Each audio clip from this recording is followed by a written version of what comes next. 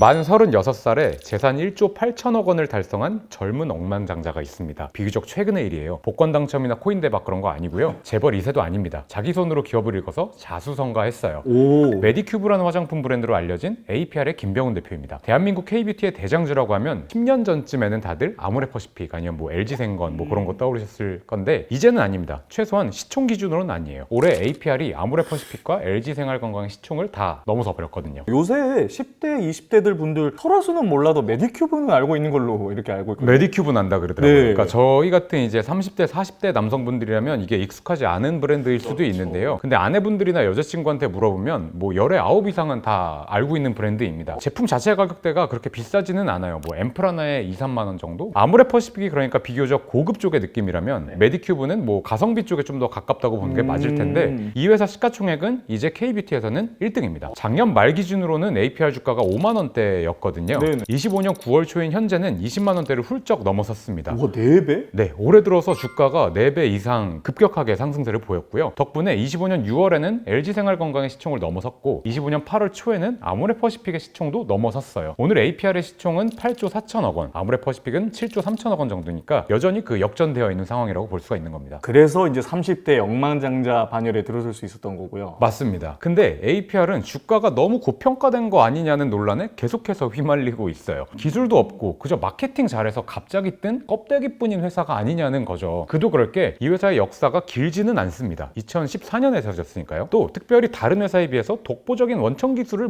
많이 가져있다고 보기도 어려워요. 또 제조도 모두 외주를 맡기고 있고요. 물론 우리가 고려해야 할 점은 한국 화장품 브랜드는 대부분 한국콜마나 코스맥스 같은 OEM, ODM 업체들 거기에서 다 생산을 하고 있습니다. APR의 사업 보고서상으로는 코스맥스 쪽을 많이 쓰는 듯 하고요. 그러니까 화장품 회사가 제조를 위탁하고 있다는 게 꼭 비판받을 일은 아닌 거죠. 그죠. 하지만 반대로 말하면 생산 과정에서 다른 회사와 딱히 차별점이 있는 것도 아니에요. 그런데 주가의 성장세에서 유추할 수 있듯이 이 회사의 실적은 폭발적으로 성장을 하고 있습니다. 대체 어떻게 이게 가능한 걸까요? 주주들의 엄청난 관심과 성원에 힘입어서 K뷰티 대장주라는 타이틀까지 획득한 APR에 대해서 파헤쳐 보겠습니다.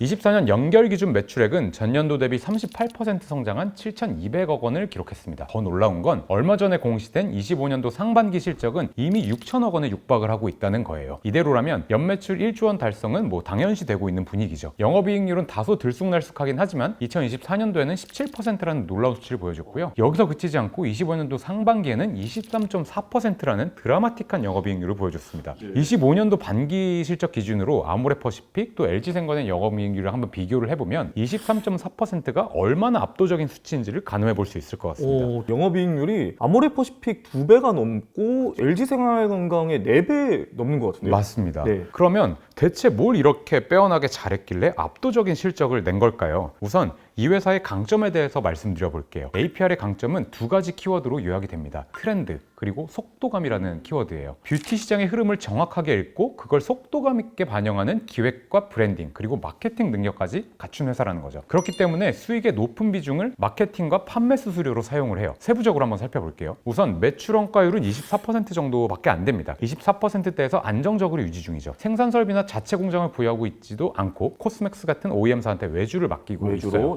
즉 2만 원에 파는 앰플을 제작한다 치면 원재료 사고 생산 외주 맡기는 데 드는 비용은 판매가의 24%인 한 4,800원 정도인 겁니다. 2만 원 중에 4,800원. 놀라운 건 판관 비율이 매출액의 50% 중반 정도로 꽤나 높은 수준이라는 겁니다. 세부적으로 따져보면 마케팅 비용과 판매 수수료가 매출액의 30% 정도를 차지하고 있기 때문이거든요. 광고비와 판매 수수료의 24년도 합계액은 2,350억 원 정도였는데 매출액은 7,200억 원 정도 수준이었거든요. 매출의 30% 이상을 마케팅과 판매 수수료로 사용을 하고 있다는 뜻이네요? 맞습니다. 좀 더 자세히 살펴보기 위해서 전체 영업비용의 구성 항목을 한번 가져와 봤어요. 여기서 재밌는 부분이 두 가지 정도가 나오는데요. 첫 번째로 매출 원가보다 높은 광고 선전비와 판매 수수료라는 측면입니다. 24년도 기준으로 발생한 영업비용이 전체가 6천억 원이었는데 여기에서 광고 선전비와 판매 수수료는 총 2,350억 원 정도입니다. 앞서 살펴본 것처럼 매출액의 30%를 좀 넘는 수준입니다. 24년도 매출 원가는 1,800억 원 정도였는데 마케팅비가 2,350억. 제품 원가보다 마케팅하는 비용이 더 높은 건 진짜 아이러니한데요. 맞습니다. 그리고 두 번째는 인건비인데요. 제조 원가에 산입되는 인건비 지출액이 없습니다. 앞서 살펴본 영업비용, 전체 영업비용은 비용의 성격별 분류 주석의 내용입니다. 여기에 기재된 종업원 급여는 인건비 성격으로 지출되는 모든 비용을 의미를 해요. 그러니까 매출 원가에 산입되어 있는 종업원 급여와 판매 관리비에 산입되어 있는 종업원 급여를 모두 포괄하는 금액이에요. 통상적으로 매출 원가에 산입되는 종업원 급여에는 생산 공정에서 뭐 활동하시는 분들이라거나 원재료 검수나 뭐 최종 제품 검수 같은 활동을 하는 그런 인원들, 그런 분들의 인건비가 포함되곤 합니다. 그런데 비용의 성격별 분류에 기재된 종업원 급여 금액이 판매 관리비에 공시된 급여랑 퇴직급여 금액이랑 일치를 해요. 그러니까 회사 인력 중에서 생산 공정이나 검수 같은 쪽에 포함된 인력은 없다는 얘기가 됩니다. 영업비용에서 급여가 차지하는 비중도 그렇게 높지는 않거든요. 매출액 대비 뭐 5%에서 7% 정도이니까 이게 그렇게 높은 게 아닌데, 그마저도 판매나 관리 영역의 인건비만 존재한다는 거고 제조나 품질 관리 쪽 인건비는 없어요. 그러니까 지금까지의 실적은 뭐 좋게 말하자면 회사가 잘하는 마케팅이라는 툴에만 굉장히 특화한 결과라는 거죠. 아모레퍼시픽의 경우는 이 부분이 좀 다릅니다. 연결 매출액 대비 종업원 급여가 한 20% 비중까지 올라오거든요. 아모레퍼시픽의 연결 실체, 그러니까 계열사까지 합친 연결 실체는 자체 제조 공장까지 보유하고 있으니까 아무래도 당연히 생산 파트에 투입되는 인건비가 굉장히 많이 있을 겁니다. 당연히 이 부분에서 오는 차이도 있지만 그걸 감안하더라도 인건비 비중이 APR보다 훨씬 높습니다. 이 비율의 차이가 궁극적으로 영업이익률의 차이를 보여주고 있는 원인이라고 볼 수가 있죠. 어쨌거나 APR은 이제 트렌드와 속도감 이 두 가지를 바탕으로 상품을 잘 기획해서 판매를 하고 제조는 또 완벽하게 또 외주화를 해냈고, 아모레퍼시픽과는 조금 다른 모델이지만 그래도 좋은 결과를 만들어냈네요. 맞아요. 그래서 결론적으로 24년도에 회사의 주요 비용 항목들을 매출액이랑 비교를 해보면 제조 원가율은 매출액의 24% 정도, 광고비와 이제 판매 수를 합친 게 33% 정도, 그리고 운반비가 8%, 그리고 인건비가 7% 정도, 그 외에 기타 판관비가 10% 정도입니다. 이걸 다 빼고 나면 영업이익으로 17% 정도가 남는 거죠. 3만 원짜리 화장품이라고 치면 원가는 7,500원 정도 하는 건데 소비자들은 광고비와 판매 수수료로 10,000원 정도를 지불하고 있는 거예요. 그 결과 우리는 7,500원에 만들어진 화장품을 3만 원 주고 사고 있는 거죠. 그러면 이렇게만 들으면 APR이 뭐 굉장히 많이 남겨 먹는다 뭐 이렇게 들리거든요. 마치 굉장히 나쁜 회사인 것 같죠. 오, 예. 하지만 APR이 다른 회사와 달리 마케팅에만 그냥 신경을 쓰고 폭리를 취한다고 이렇게 보기는 좀 어렵습니다. 사실 우리가 잘 알고 있는 유명 화장품 회사들의 손익 구조가 APR과 사실 아주 크게 다르지는 않거든요. 예를 들어 아모레퍼시픽도 매출 원가율이 20% 후반대까지는 나오거든요. APR과 유사하고요. 아모레퍼시픽의 광고 선전비와 판촉비 또 유통수수료 같은 걸 합치면 매출액 대비 뭐 22에서 24%가량을 차지하는 걸로 분석이 돼요. 그러니까 APR은 이 비율이 30%가 넘었으니까 물론 APR이 아모레퍼시픽에 비해서 높기는 해요. 그렇죠. 높기는 하지만 예. 판매 단가가 아모레퍼시픽보다 비교적 낮은 효과도 좀 고려를 해야 될 거고요. 또 시장의 추격자라면 응당 공격적인 마케팅을 할 수도 있다는 점을 우리가 생각을 해야 될 거잖아요. 그러네요.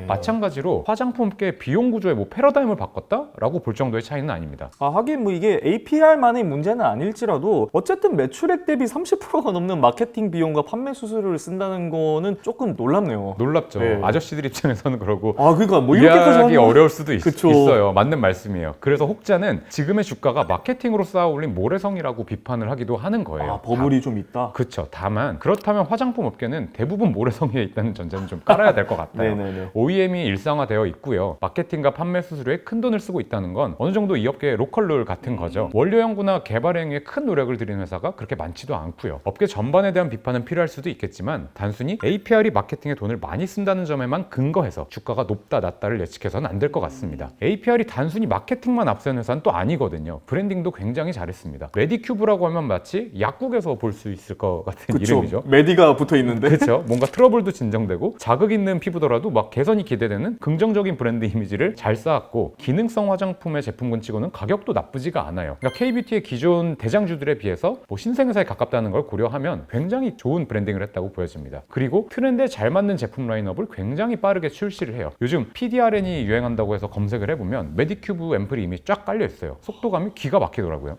이런 속도감은 이제 경영진의 기획력이랑 소위 말하는 트렌드 민감도에서 올 수밖에 없다. 이렇게 맞습니다. 보겠네요. 근데 그냥 빠르게 출시하고 끝도 아니에요. 이거를 굉장히 트렌디한 마케팅으로 풀어냅니다. APR은 TV 광고보다는 SNS 광고를 굉장히 선호를 하는데요. 야, 이것도 네. 트렌디하네요. 그렇죠. 회사의 주요 고객군이 10대에서 30대 여성이기 때문일 겁니다. 메디큐브를 중심으로 살펴보면 가격대가 3만 원 정도로 오가는 상품들이 많아요. 물론 뭐 요즘 홈케어 기기들에 주력을 하고 있고 이런 기기들은 뭐 몇십만 원이 넘어가기도 해요. 하지만 화장품에 국한해서 보면 40, 50대가 주로 쓰는 뭐 그쪽 라인업이라기보다는 굳이 따지면 10대에서 20대에서 30대를 타겟으로 한 가성비 좋은 기능성 화장품에 가깝죠. 그런데 이 세대는 TV를 안 봅니다. 정보를 얻는 매체는 SNS가 중심이죠. 조금 다른 얘기지만 요즘 TV 보시면 예능 프로그램들에 나온 연예인들이 좀 고령화가 됐어요. 최소한 40대 이상인 경우가 굉장히 많은데 그 이유 중 하나가 젊은 사람들이 TV를 안 봐서 그렇다고 합니다. TV는 보다 좀 나이 든 사람들이 보는 매체라고 인식되는 경향이 많아요. 젊은 층은 TV를 안 보기 때문에 젊은 층에 맞춰서 TV 프로그램을 기획하면 안 된다고 해요. 확실히 APR이 수행하고 있는 그 SNS 인플루언서 마케팅은 뭐 가장 효과적으로 자기들이 잠재 고객이 10대에서 30대? 그쵸. 되게 뭐 확실히 그들한테 통할 어필할 수 있는 거죠. 네. 그런 수단인 거네요. 맞습니다. 그런 면에서 APR의 마케팅은 뭐 신계에 가깝죠. 거의 뭐 SNS에서 인해 전술을 펼친다고 보면 돼요. 인해 전술까지. 네, 네. 유재석이나 장원영 같은 모델을 쓰기는 하지만 거기에서 뭐 신뢰성이나 트렌디함이라는 이미지를 얻어내는 목적인 거지 이걸 TV 광고에서 풀어내는데 거기에 큰 비중을 두지는 않아요. 결국 잠재 고객들을 구매로 이끌어내는 트리거는 SNS 마케팅에 좀 더 기반이 있다고 보여집니다. 예를 들면 요즘 PDRN 앰플이 좋다던데 뭐 나도 써볼까? 어디 거 쓰지? 하고 이제 고민하고 생각을 하고 있을 때쯤 팔로우하고 했던 인플루언서들이 메디큐브 PDRN 앰플을 막 써요.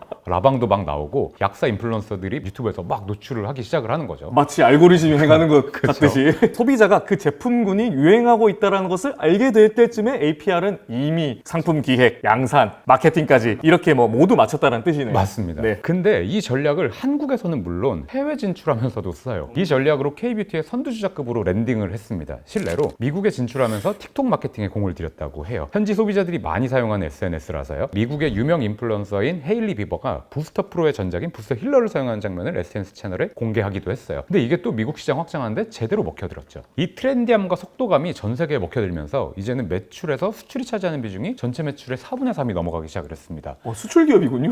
네, 수출 비중이 23년도에는 42%가 전체 매출을 차지하는 비중이었는데 24년도에는 59.9%로 상승을 했고 오? 올해 상반기에는 실적에서 77.4%를 달성하는 기염을 토했어요. 2025년 상반기 현대차 해외 매출 비중이 아마 60% 정도 되잖아요. 글로벌 판매 비중만 놓고 보면 그 현대차보다 높은 수준. 현대보다 글로벌할 수 있는 예. 거죠. 칭찬은 여기까지고요. 오. 한계점을 지금부터 좀 살펴볼게요. 사실 이 회사 본연의 가치에 있어서는 명성에 비해서 다소 아쉬운 점이 있는 것도 사실입니다. 삼겹살집이 잘 되려면 일단 고기가 맛있어야 하는 게 대전제죠. 당연하죠. 근데 고기는 평범한데 쌈장만 맛있어서 갈 수는 없잖아요. 뭐 너무 맛있으면 마법이 있었어 이런 거. 너무 맛있으면 네. 제일 잘 나가는 화장품 판매회사라면 가격 대비 가장 좋은 화장품을 팔아야 하는 게 1원칙일 겁니다. 그렇죠. 최소한 소비자가 지속적으로 그걸 느낄 수 있어야 해요. 그게 없이 마케팅으로만 승부를 볼 거라면 이 회사는 끊임없이 마케팅이라는 전쟁을 치르고 거기서 이겨야만 살아남는 거거든요. 물론 업계에서 마케팅과 브랜딩으로는 뭐 최고로 넘어서 천재라고까지 불리는 이 회사지만 몰려오는 적군이 너무 많습니다. 24년도에 새로 창업한 화장품 회사가 4,600개라고 하고요. 국내 회사 누적 개수가 3만 개가 넘어간다고 합니다. 신생 브랜드는 뭐 당연히 이거보다 많아질 거고요. 그렇죠. 이게 뷰티 업계에서 마케팅 전쟁은 뭐 끝나지 않을 거고 당연한 거일 수도 있는 거고 어디서 또 어떤 이런 APR 같은 천재가 튀어나올지도 모르는 거고. 맞아요. 광고 천재라고 불리는 이제 돌고래 유괴단이 누구를 광고해줄지도 모르는 거잖아요. 돌고래 유괴단이 누구를 광고하는지 어떻게 알겠어요? 화장품에서 뭐 폭발하고 뭐 이런. 그럴 수도 있잖아요. 네. 그렇다면 그런 천재들이 나타나기 전에 고지를 선점한 회사로서 유리함을 한껏 발휘해서 APR 제품만의 강점이나 진입 장벽을 만드는 게 필요한데 네. 명성에 비해서는 이 부분이 아직 굉장히 부족하다는 느낌을 지울 수가 없습니다. 전쟁을 정말 잘하고 백전백승하고 있기는 한데 벌판에서 싸우는 느낌이에요. 나만의 튼튼한 성을 쌓고 그 안에서 싸우는 느낌이 굉장히 부족합니다. 물론 K컬처와 K뷰티라는 흐름이 전 세계적으로 불어왔고 그 최대 수혜자가 된 것도 사실이지만 이 회사 제품만의 대체할 수 없는 강점이 뭘까라고 생각하면 또 이게 고민스럽고 애매해지거든요. 일반인 남자들이 듣기에는 완전 확 와닿는 무언가가 있는 건 아니라는 느낌이거든요. 맞아요. 정확히 그렇습니다. 또 외부 환경이나 시장의 흐름이 변한다는 거는 뭐 누구나 알고 있잖아요. 이 변화는 분명 오게 될 겁니다. 천하의 아모레 퍼시픽도 외부 환경의 변화 앞에서는 고전하는 걸 우리가 봤잖아요. 관광객들이 그렇게 쓸어가던 게 설화수였는데 네. 한한령 떨어지고 코로나 시국 덮치면서 아모레 퍼시픽이 좀 고생했던 걸 우리가 모두 지켜봤었잖아요. 맞아요. 네네. 저희 어머니도 제때 탈출을 못하셔서 이제 눈물을 머금고 손절을 좀 하셨었거든요. 주식을. 이건 되게 안정적인 주식이라고 했었는데 그렇죠. 네. 그럼에도 아모레 퍼시픽이 여기까지 버텨올 수 있었던 건 제품에 대한 신뢰도가 무너지지 않았다는 게 주요하지 않았을까 싶습니다. 그도 그럴 게 아모레 퍼시픽은 별도 연구개발 조직을 두고 별도 매출액의 3% 이상을 연구개발비로 꾸준히 지출을 하고 있어요. 3%가 그렇게 크지 않아 보이실 수가 있는데 아모레 퍼시픽의 영업이익률이 24년도에 5.7% 그리고 25년 상반기 기준으로 이제 9.2%거든요. 근데 여기에서 3%를 영업이익을 어떻게 보면 포기하고 연구개발비에 태운다는 건 이건 결코 낮은 비율이라고 볼 수는 없죠. 네네. 꽤나 탄탄하게 내재 가치에 투자를 하고 있는 겁니다. 하긴 뭐 이게 아모레 퍼시픽 하면 최소한 제품의 기능이 별로일 거라는 생각은 좀 아무래도 많이 쌓아온 게 있으니까 그러면은 여기서 APR이 연구 연구개발비 비중은 좀 어떨지 궁금한데요. APR의 연구개발비 비중은 매출액의 0.4%입니다. 그리고 절대값으로 두고 보면 아모레퍼시픽과의 차이가 훨씬 두드러집니다. APR의 연구개발비 지출액은 35억 원이었고요. 아모레퍼시픽은 1360억 원이었어요. 아모레퍼시픽이 38배 정도 더 많은 액수를 쓰고 있는 거죠. 와, 액수로 보니까 차이가 너무 많이 나는데요? 그렇죠. 게다가 아모레퍼시픽은 21년도에 OEM 업체를 인수해서 계열사로 어쨌든 포함을 시켰잖아요. 포함을 시켜서 제조 공정을 담당하도록 라인을 구축해 두고 있잖아요. 어찌 보면 자기 이름 걸고 생산까지 하고 있는 거니까 비교가 되고 있는 포인트이기는 합니다. 그래서 APR을 분석하면서 느낀 총평은 다음과 같아요. 매출액 대비 마케팅에 너무 많은 수준의 돈을 태운다는 비판, 그 비판 자체는 업계 전반에 걸쳐 있는 특징이기도 하니까 조금은 억울할 수도 있다고 보여집니다. 하지만 마케팅과 상품 기획에만 집중하고 회사의 미래를 결정지을 만한 본연의 가치에 대한 투자, 연구개발에 투자하는 비중이 너무 낮다는 비판에는 귀 기울만 하다고 생각을 해요. K뷰티의 대장주가 되었는데도 무언가 뚜렷한 자신만의 장점이나 자신만의 요새를 갖고 있지 않다는 건 앞으로 꽤나 험난한 가시밭길이 될 수도 있다는 반증이 아닐까 싶습니다. 네, 이제는 주식시장뿐만 아니라 진짜 실제 업계에서도 센세이션이죠. 새로운 K뷰티 대장주가 되어버린 APR. 회계사의 시선으로 다시 한번 리뷰를 해주신다면 미래를 어떻게 보십니까? 오늘 이 주제를 선정하게 된 계기는 사실 APR의 주가는 거품인가라는 누군가의 질문에서 시작을 했거든요. 누군가의 질문에서 시작을 했죠. 누군지는 제가 말씀을 못 드리겠지만 사실 성과지표에서 이만큼의 성장성과 시장 확대력을 보여준 회사는 되게 오랜만에 본 것 같기는 해요. 시장 확대의 범위가 내수에 국한되지 않고 전 세계로 뻗어나갔다는 것도 굉장히 칭찬할 만한 일이죠. K뷰티가 주목받기 시작하는 시장의 흐름도 APR에게는 더할 나위 없는 기회의 환경이었다고 보여집니다. 다만 지금의 주가에도 이런 내용들은 다 반영이 되어 있겠죠. 그렇다면 내가 생각하는 내재 가치가 중요할 겁니다. 우리가 장점이라고 분석했던 사항들이 지속된다면 우리가 생각하는 내재 가치보다도 주가는 더 높이 날아오를 거고요. 반대로 우리가 의문을 제기한 상황이 부각되기 시작을 한다면 주가는 또 내려갈 수도 있을 겁니다. APR에는 양쪽 날이 존재한다는 사실을 꼭 기억하시고 앞으로의 행보에도 주목하시면 좋겠습니다.